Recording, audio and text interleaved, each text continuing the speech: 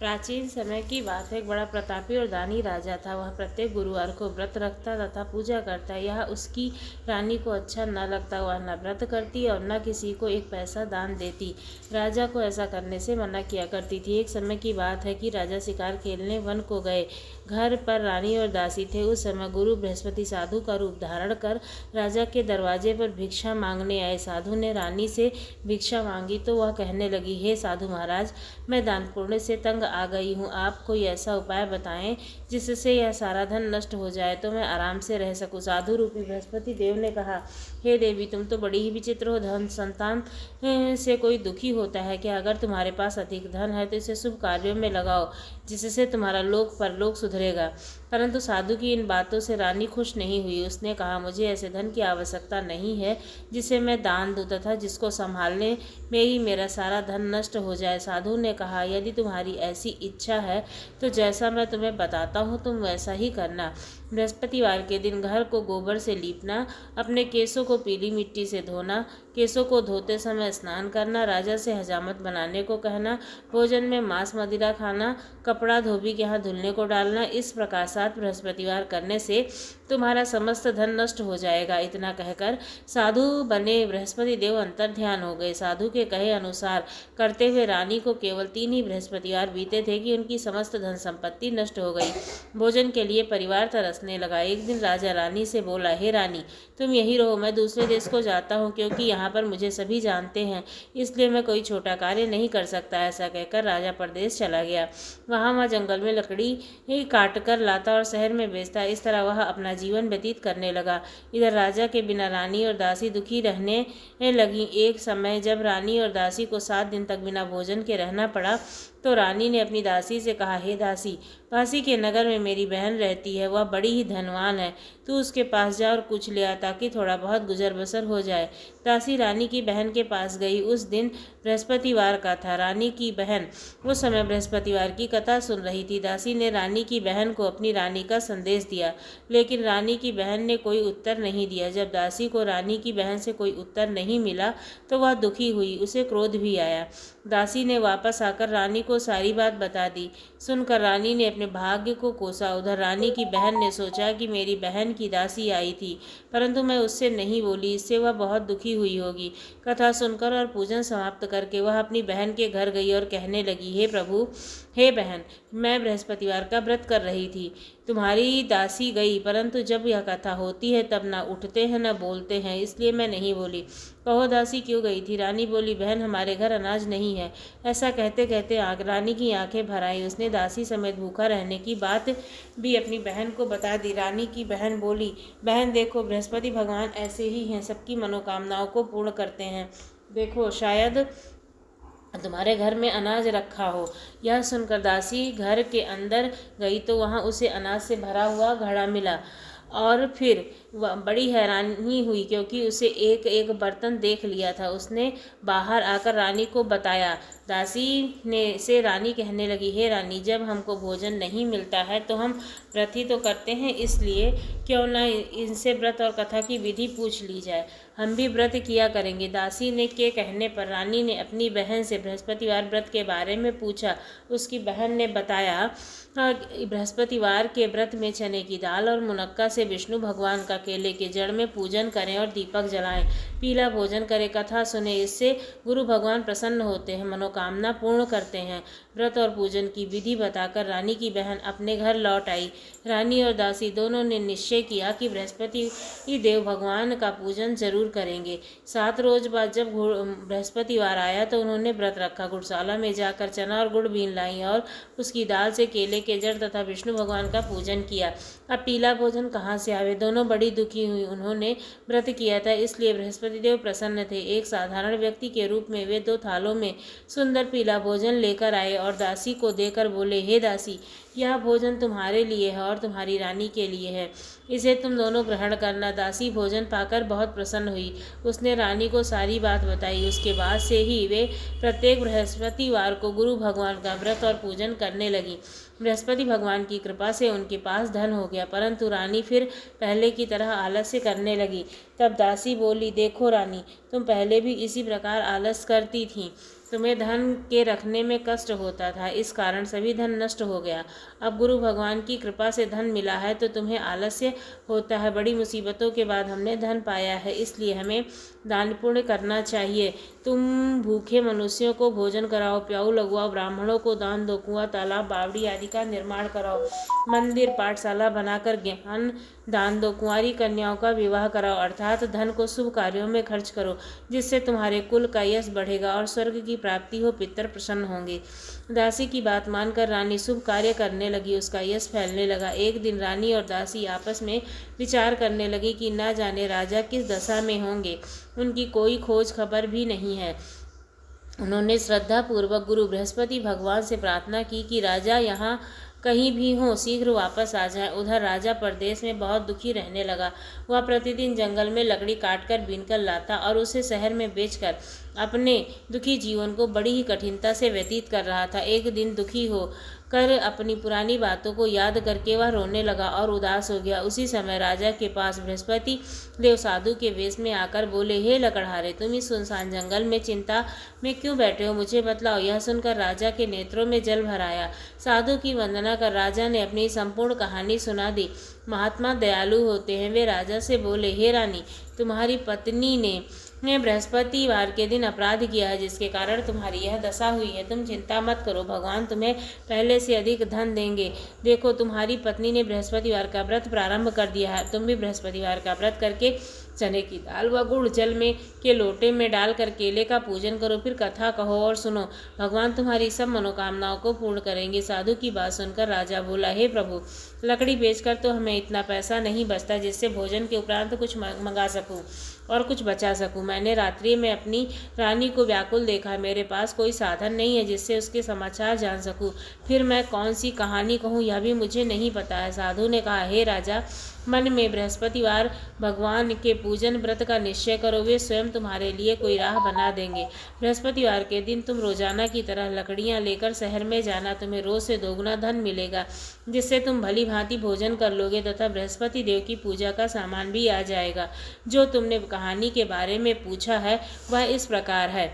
प्राचीन काल में बहुत ही निर्धन ब्राह्मण था, जिसके कोई संतान नहीं थी। वह नित्य पूजा पाठ करता, उसकी स्त्री ना स्नान करती और ना ही किसी देवता का पूजन करती। इस कारण ब्राह्मण देवता अत्यंत दुखी थे। भगवान की कृपा से ब्राह्मण के यहाँ एक कन्या उत्पन्न हुई। कन्या बड़ी होने लगी। प्रातः स्नान करके वह भगवान विष्णु का जाप करती, बृहस्पतिवार का व्रत भी करने लगी। पूजा पाठ समाप्त कर पाठशाला जाती तो अपनी मुट्ठी में जौ भर के ले जाती और पाठशाला के मार्ग में डालती जाती। लौटते समय वही जौ जब स्वर्ण के हो जाते तो उनको बीन कर घर ले आती। एक दिन वह बालिका सूप में सोने के जौ को फटक कर साफ कर रही थी। तभी उनकी माँ ने देख लिया और कहा, हे बेटी, सोने के जौ को फटकने के लिए सोने का सूप भी होना चाहिए। दूसरे दिन गुरुवार था। कन्या ने व्रत रखा और बृहस्पति देव से सोने का सूप देने की प्रार्थना की। बृहस्पति देव ने उनकी प्रार्थना स्वीकार कर ली। रोजाना की तरह वह कन्या जौ फैलाती हुई पाठशाला चली गई। पाठशाला से लौटकर वह जब जौ बीन रही थी तो बृहस्पति देव की कृपा से उसे सोने का सूप मिला। उसे घर ले आई और उससे जौ साफ करने लगी, परंतु उसकी माँ का वही ढंग रहा। एक दिन की बात है, कन्या सोने के सूप में जौ को फटककर साफ कर रही थी। उस समय उस नगर का राजकुमार वहां से निकला। कन्या के रूप और कार्य को देखकर उस पर मोहित हो गया। राजमहल आकर वह भोजन तथा जल त्याग कर उदास होकर लेट गया। राजा को जब राजकुमार द्वारा अन्य जल त्यागने का समाचार ज्ञात हुआ तो अपने मंत्रियों के साथ वह अपने पुत्र के पास गया और कारण पूछा। राजकुमार ने राजा को उस लड़की के घर का पता भी बता दिया। मंत्री उस लड़की के घर गया। मंत्री ने ब्राह्मण के समक्ष राजा की ओर से निवेदन किया। कुछ दिन बाद ब्राह्मण की कन्या का विवाह राजकुमार के साथ संपन्न हो गया। कन्या के घर से जाते ही ब्राह्मण के घर में पहले की भांति गरीबी का निवास हो गया। एक दिन दुखी होकर ब्राह्मण अपनी पुत्री के से मिलने गए। बेटे ने पिता की अवस्था को देखा और अपनी माँ का हाल ब्राह्मण से सभी पूछा। कन्या ने बहुत सा धन देकर अपने पिता को विदा कर दिया, लेकिन कुछ दिन बाद फिर वही हाल हो गया। ब्राह्मण फिर अपनी कन्या के यहाँ गया और सभी हाल कहा तो पुत्री बोली, हे पिताजी, आप माताजी को यहाँ लिवा लाए, मैं उन्हें यह विधि बता दूंगी जिससे गरीबी दूर हो जाएगी। ब्राह्मण देवता अपनी स्त्री को साथ लेकर अपनी पुत्री के पास राजमहल पहुंचे तो पुत्री अपनी माँ को समझाने लगी, हे माँ, तुम प्रातःकाल स्नान आदि करके भगवान विष्णु के पूजन करो और सब दरिद्रता दूर हो जाएगी। परंतु उसकी माँ ने उसकी एक बात नहीं मानी। वह प्रातःकाल उठकर अपनी पुत्री के बच्चे के जूठन को खा लिया। एक दिन उसकी पुत्री को बहुत गुस्सा आया। उसने अपनी माँ को एक कोठरी में बंद कर दिया। प्रातः उससे स्नान आदि कराकर पूजा पाठ करवाया तो उसकी माँ की बुद्धि ठीक हो गई। इसके बाद वह नियम से पूजा पाठ करने लगी और प्रत्येक बृहस्पतिवार को व्रत करने लगी। इस व्रत के प्रभाव से मृत्यु के बाद वह स्वर्ग को प्राप्त हुई। वह ब्राह्मण भी खुशी पूर्वक इस लोक का सुख भोग कर स्वर्ग को प्राप्त हुआ। इस तरह कहानी कहकर साधु देवता वहां से लोप हो गए। धीरे धीरे समय व्यतीत होने पर बृहस्पतिवार का दिन आया। राजा ने लकड़ी काटकर शहर में बेचना शुरू किया। उसे उस दिन से और अधिक धन मिला। राजा ने चना गुड़ आदि लाकर बृहस्पतिवार का व्रत किया। उस दिन से उसके सभी क्लेश दूर हो गए। परंतु अगले गुरुवार का दिन आया तो वह बृहस्पतिवार का व्रत करना भूल गया। इस कारण बृहस्पति भगवान नाराज हो गए। उस दिन उस नगर के राजा ने विशाल यज्ञ का आयोजन किया तथा उसने समस्त राज्य में घोषणा करवा दी थी कि सभी लोग मेरे यहाँ भोजन करने आवे। किसी के घर चूल्हा न जलेगा। इस आज्ञा को जो न मानेगा उसे फांसी की सजा दी जाएगी।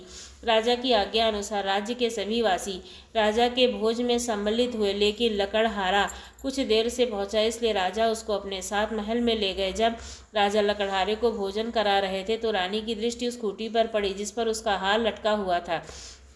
उसे हार खूंटी पर लटका दिखाई नहीं दिया। रानी को निश्चय हो गया कि मेरा हार इस लकड़हारे ने चुरा लिया है। उसी समय सैनिकों को बुलाकर उसको जेल में डलवा दिया गया। लकड़हारा जेल में विचार करने लगा कि न जाने कौन से पूर्व जन्म के कर्म से मुझे यह दुख प्राप्त हुआ है और जंगल में मिले साधु को याद करने लगा। तत्काल बृहस्पति देव साधु के रूप में प्रकट हो गए और कहने लगे, अरे मूर्ख, तुमने बृहस्पति देव की कथा नहीं की है, उसी कारण तुझे यह दुख प्राप्त हुआ है। अब चिंता मत कर। बृहस्पतिवार के दिन जेल खाने के दरवाजे पर तुझे 4 पैसे मिलेंगे। उनसे तुम बृहस्पतिवार की पूजा करना, तुम्हारे सभी कष्ट दूर हो जाएंगे। अगले बृहस्पतिवार को उसे जेल के द्वार पर 4 पैसे मिले। राजा ने पूजा का सामान मंगवा कर कथा कही और प्रसाद बांटा। उसी रात्रि में बृहस्पति देव ने उस नगर के राजा को स्वप्न में कहा, हे राजन, तूने जिसे जेल में बंद कर दिया है उसे कल छोड़ देना।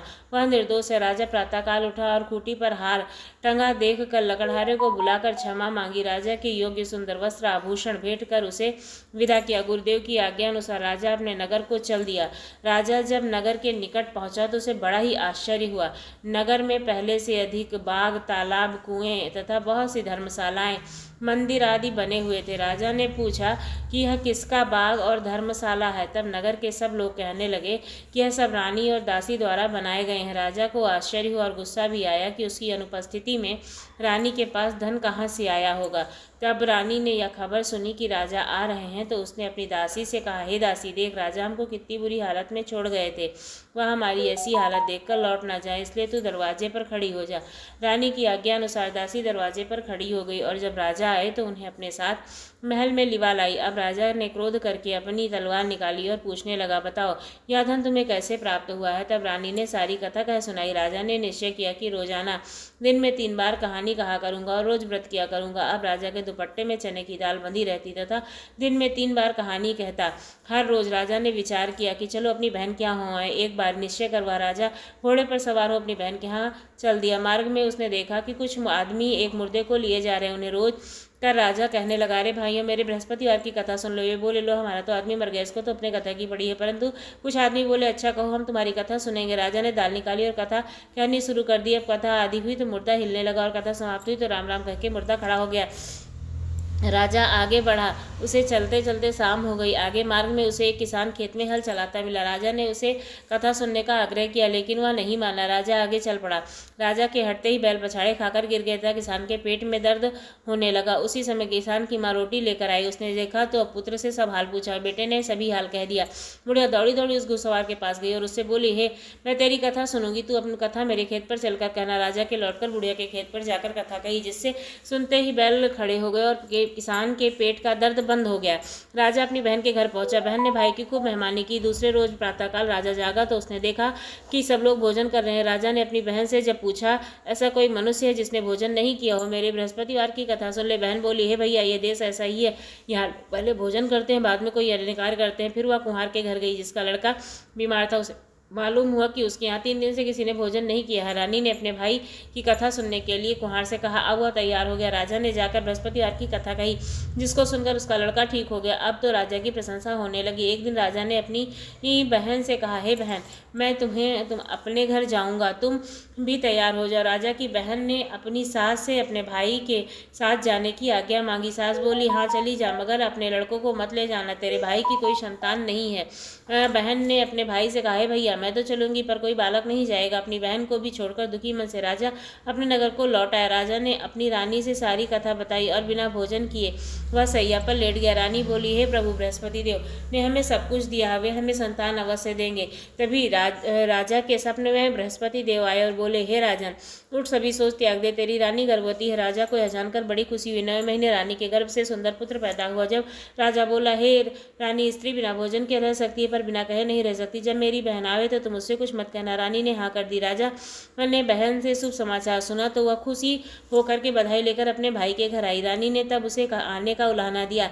जब भाई अपने साथ ला रहा था तो टाल गई, उसके साथ न आई और आज अपने आप भागी भागी बुलाए चली आई। तो बहन बोली, भाभी, मैं इस प्रकार न कहती तो तुम्हें औलाद कैसे होती। बृहस्पति देव ऐसे ही हैं, सभी की मनोकामनाओं को पूर्ण करते हैं। जो सद्भावना पूर्वक बृहस्पतिवार का व्रत करता है, कथा पढ़ता है, सुनता है, सुनाता है, बृहस्पति देव उसकी सभी मनोकामनाओं को पूर्ण करते हैं, उसकी सदैव रक्षा करते हैं। जो संसार में सद्भावना से गुरुदेव का पूजन तथा व्रत सच्चे हृदय से करते हैं, उनकी सभी मनोकामनाएं वैसे ही पूर्ण होती हैं जैसे सच्ची भावना से रानी और राजा ने बृहस्पति देव की कथा का गुणगान किया।